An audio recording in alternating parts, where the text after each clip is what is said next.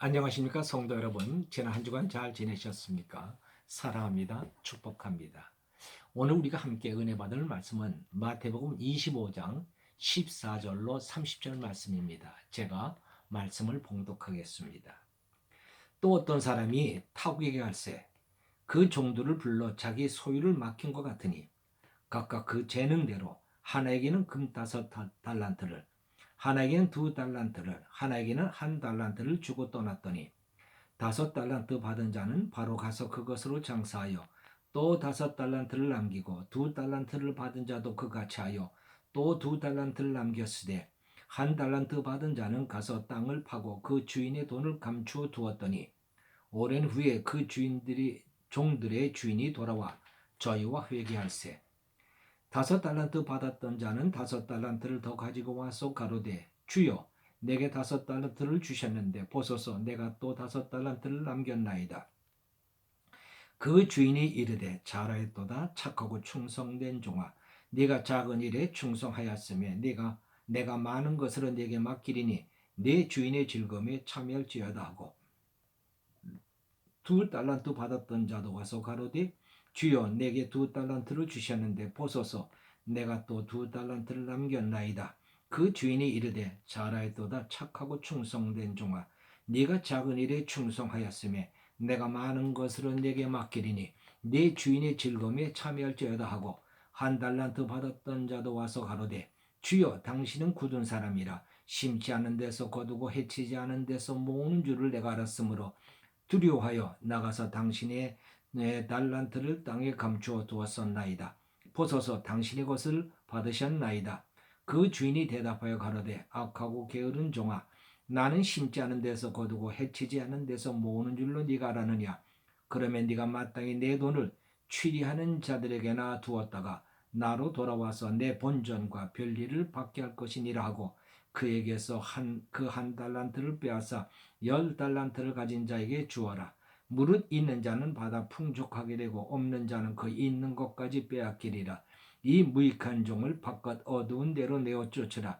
거기서 슬피 울며 이를 갈미 있으리라 하니라. 아멘. 자, 오늘 이 비유를 다시 한번 설명하면은 어떤 사람이 먼 타국에 가면서 종들에게 주인의 소유를 맡겼습니다. 한 종에게는 5달란트를 또 한 종에게는 2달란트를 그리고 나머지 한 종에게는 1달란트를 주고 떠났습니다. 그러자 5달란트를 맡은 종은 그것으로 장사해서 5달란트를 남겼고 2달란트를 맡은 종은 2달란트를 남겼고 1달란트를 맡은 종은 땅을 파서 그 돈을 감추어 두었습니다. 오랜 후에 주인이 돌아와 종들과 계산하게 되었는데 5달란트 맡은 종은 5달란트를 더 가져왔고 2달란트 맡은 종은 2달란트를 더 가져왔습니다. 주인은 이 두 종을 크게 칭찬하고 더 많은 것을 맡기겠다고 했는데 땅속에 묻어두었던 한 종이 그것을 주인에게 가져왔더니 주인이 그를 크게 책망하고 그에게 주었던 것도 빼앗고 그를 바깥 어두운 데로 내쫓았다는 말씀입니다. 자, 이 비유의 말씀을 들으면서 여러분 무슨 생각이 듭니까? 제일 먼저 마음에 들어오는 것은 아마 착하고 충성된 종들일 것입니다. 이들은 주인에게 충성을 다했고 그것을 인정받아서 더 많은 것을 맡은 자들이 되었습니다. 자, 그러면서 또 하나 생각되는 것은 1달란트 맡은 종입니다. 그는 주인으로부터 악하고 게으른 종이라는 책망을 받고 내쫓겼습니다. 그를 변호하는 입장에서 생각하면 그는 처음부터 주인으로부터 푸대접을 받은 것처럼 보입니다. 주인은 그에게 다른 종들에 비해서 가장 작은 것을 맡겼습니다. 어쨌든 그는 불공평한 대접을 받은 것입니다. 또 주인은 그를 악한 종이라고 했는데 그가 그렇게 악하다 할 만큼의 악한 일을 했습니까?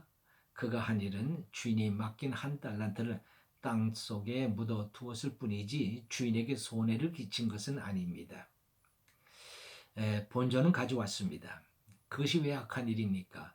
세상에는 주인에게 손해 끼치는 종들도 수없이 많은데 본전이라도 주인에게 돌려드릴 수 있게 되었으니 그나마 다행스러운 것이 아닙니까? 그리고 주인은 그를 게을렀다고 그렇게 책망을 했는데, 자, 오줌찾기 사업한답시고 부모의 돈을 축내는 자식들이 얼마나 많습니까? 자신 없으면 가만히 있는 것이 최선의 방법일런지도 모릅니다. 그런데 그 종은 그나마 맡은 것도 빼앗기고 거기다 바깥으로 내어 쫓기는 신세가 됐으니 주인이 그에게 너무 심하게 한 거 아닌가 그런 생각도 듭니다. 한 달란트 맡은 종이 억울하다는 생각이 들어가는 것입니다. 자, 여러분의 생각은 어떻습니까? 그러면은 이번에는 예수님의 방식으로 한번 이 말씀을 생각해 보겠습니다. 그가 정말 억울한지 한번 생각해 보겠다는 겁니다. 자, 주인이 그 종에게 한 달란트를 맡겼는데 과연 그 종은 주인으로부터 불공평한 대접을 받은 것입니까? 주인은 소유를 맡길 때 재능을 따라 맡겼다고 분명하게 말씀을 했습니다. 그러니까 한 달란트 맡은 종은 자기에게 합당한 만큼 할당을 받은 것입니다. 우리는 공평과 불공평을 생각할 때 자칫 잘못된 기준을 가질 수 있습니다. 그것은 모든 것을 수평적으로 놓고 생각하는 겁니다. 재능은 그릇과 같습니다. 큰 그릇은 많은 것을 담을 수 있고 작은 그릇은 적게 담을 수밖에 없습니다. 한 대박 그릇이 왜 나에게 두 대박을 주지 않느냐고 말한다면 그것은 말이 안 되는 것입니다. 또 재능은 전력과 같습니다. 100볼트짜리 제품이 있고 200볼트짜리 제품이 있습니다. 100볼트짜리 전기 제품에 200볼트 전력이 공급되면 그 제품은 즉시 망가집니다. 그 용량에 맞는 전력이 공급되어야 합니다. 그런데 100볼트짜리 전기 제품이 왜 나에게 200볼트를 안 주냐고 하면 그건 말이 안 되는 것이죠. 자, 무엇이 공평한 것입니까? 주인이 재능에 맞게 맡긴 것이 공평한 것입니까? 아니면 불공평한 것입니까? 그런데 여기 만일 한 달란트 맡은 자처럼 주인을 불공평하게 생각했다면 그건 누가 잘못한 생각입니까? 사람들은 이런 우를 범할 때가 있습니다. 나 자신의 능력과 재능을 생각하지 않고 나를 왜 이렇게 취급하느냐고 불평합니다. 나를 불공평하게 대우한다고 불평합니다. 불만이 생깁니다. 불평, 불만은 우리 인생의 독보석과 같은 요소가 되는 것입니다. 오늘 본문에 나오는 한 달란트를 맡았던 종은 주인이 맡긴 것을 땅에 묻었습니다. 그것은 주인에 대한 그의 마음을 보여주는 것입니다. 주인에 대한 불평, 불만이 그로 하여금 그렇게 행동하게 만든 것입니다. 주인에 대한 충성, 사랑, 헌신을 다 땅에 묻어버린 것입니다. 바로 그것이 악한 것입니다.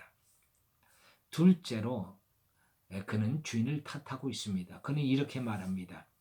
주인이 두려워서 한 달란트를 땅에 묻어넣으라고 말합니다. 24절의 종은 주인에게 당신은 굳은 사람이라 라고 얘기합니다. 여기 굳은이라는 말은 헬라어로 스쿨레로스라는 말인데 굳은이라는 말의 뜻은 혹독한, 사나운이라는 뜻입니다. 그러니까 다시 말해서 당신은 혹독하고 사나운 사람이라. 그래서 혹시 내가 이 돈으로 장사하다가 손해라도 보면 당신이 내게 벌할 것을 생각하니 두려워서 땅에 묻어넣으라고 그렇게 이야기하는 것입니다. 그는 그의 모든 책임을 주인에게 떠넘기고 있는 것입니다.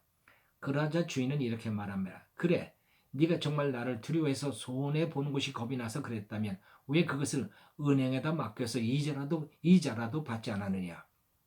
자, 이 정도는 초등학생도 다 할 수 있는 일입니다. 그런데 그는 그렇게 하지 않았습니다. 왜?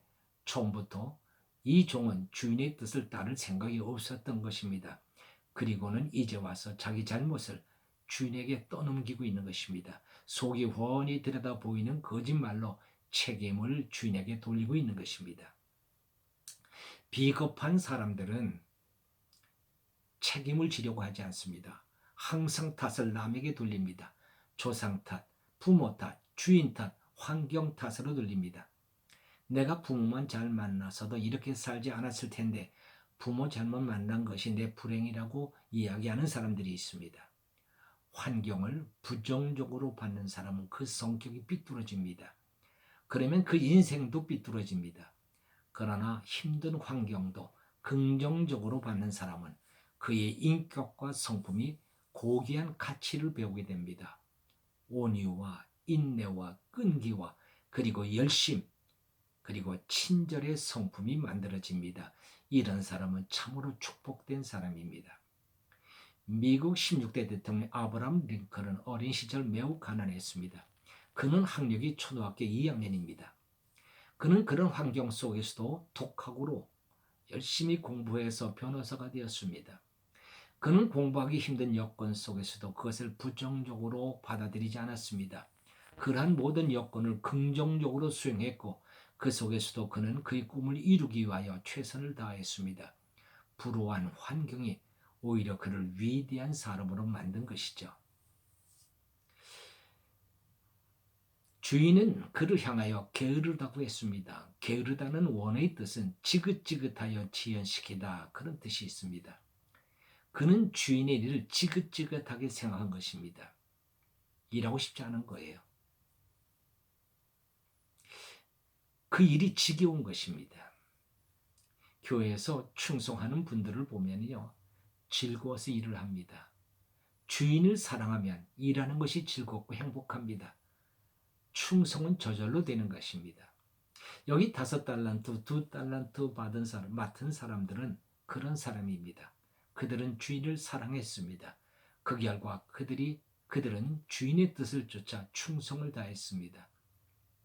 그랬더니 주인이 그것을 보고 적은 것에 충성했으니 더 많은 것으로 맡겼습니다. 요셉은 형들의 미움으로 노예로 팔렸고 보디발의 종이 되었습니다. 그러나 그는 아무도 원망하지 않았습니다. 그런 환경을 주신 하나님을 탓하지 않았습니다. 오히려 그는 하나님을 사랑했고 이 환경을 주신 하나님께 충성하는 마음으로 최선을 다했습니다. 그런 요셉을 하나님은 축복하셨습니다. 무슨 일을 만나든 어떤 일을 맡든 절대로 부정적인 마음을 품지 마십시오. 원망, 불평, 불만은 나를 죽이는 무서운 독이라는 사실을 알아야 합니다. 대신 긍정적인 마음을 가지십시오. 그리고 모든 일에 충성을 다하는 자들이 되십시오. 더 크고 많은 것으로 상을 받고 축복받는 성도들이 될 줄로 믿는 것입니다. 기도하십시다. 할렐루야. 하나님 아버지 감사합니다.